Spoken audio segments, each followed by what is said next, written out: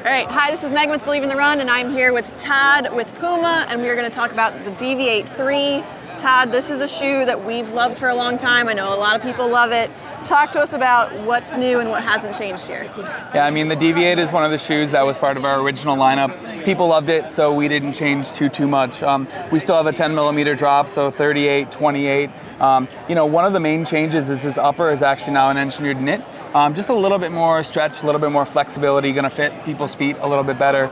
But a lot of the setup is still the same, so still Nitro Elite kind of next to the foot. Softness, responsiveness, Nitro underneath, and of course we have that carbon fiber power plate kind of sandwiched in between there as well. Awesome, so plate is the same, and although it doesn't say Elite here, it is the Elite foam. It is, yeah. We're really focused on Nitro being our everyday running foam, and then Nitro Elite being elevated for race days. So this is kind of a tweener. If somebody maybe only has one shoe and they want to kind of use it for everything, right? Training, long runs, tempo runs, and even run a marathon if you're maybe in that 4 hour give or take range. This is a great one shoe to do it all. But yeah, the power plate, not too much change. It's a little bit more flexible, particularly in the forefoot, just for that daily training. But it does give you that pep and that pop when you're trying to turn up the tempo. Cool, and I see we still have the beloved Puma grip under here. Yeah, one of the key updates that we made here is really just optimizing it for road running. We've taken about 15 grams out, so we're closer to 245. Just lightweight and kind of what runners and athletes and what everyone asks for.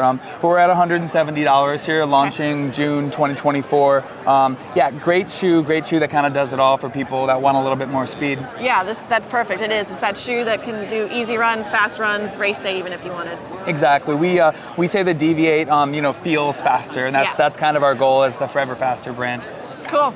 All right, so the second shoe we're going to talk about here, this is always a fun one. This is the Deviate Elite 3. So this is that fast race day. Todd, what are the changes to this one? For sure. A lot of athletes had really great success. I mean, Molly in the V2 ran her 223 in Chicago. But some of the athletes said, hey, we know foam is the spring. Can we have more of that? So we did actually add about 4 millimeters of foam throughout the whole shoe in the heel and the forefoot as well. So went from 36, now we're at that 40 millimeters, 32, so 8 millimeter drop. And not only is the foam better, but one of the things that allows us to do is with our carbon fiber power plate to change the rocker and the way that it kind of rolls. So it actually rolls a little bit more efficiently. It is a much faster shoe at this point.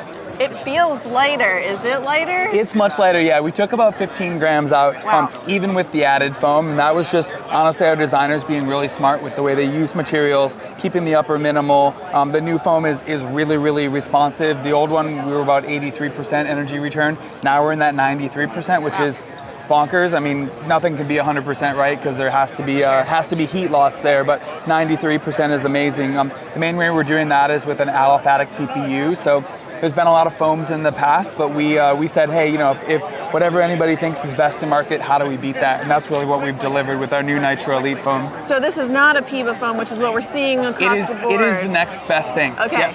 Yep. The brief was beat PIBA, beat PBAX, beat whatever anybody else thinks is the best. And our innovation team in Germany really delivered on this one. That's awesome. Okay, and this upper, it seems very minimal, super light. What's going on here? Yeah, not too much.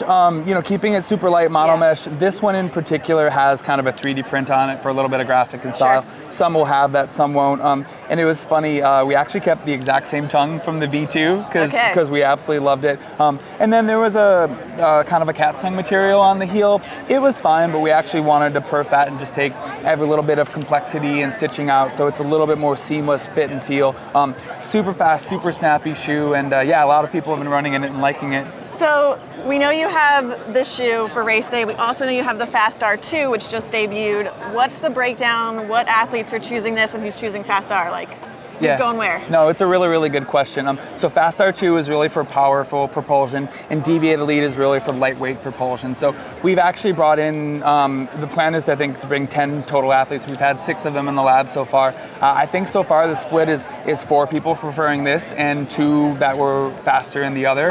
So people like Jenny Simpson, 1,500 meter long stride. She was more efficient in the Fast R. No surprise, Molly, the girl that won the Olympic medal in this shoe, was much faster. And 2 things I'll say. One, on the Fast R, with the way that shoe, the power plate extends, it actually saves the elites about 50 steps over the course of a marathon. So 2 steps a mile, which Wow. is like Yeah. not nothing.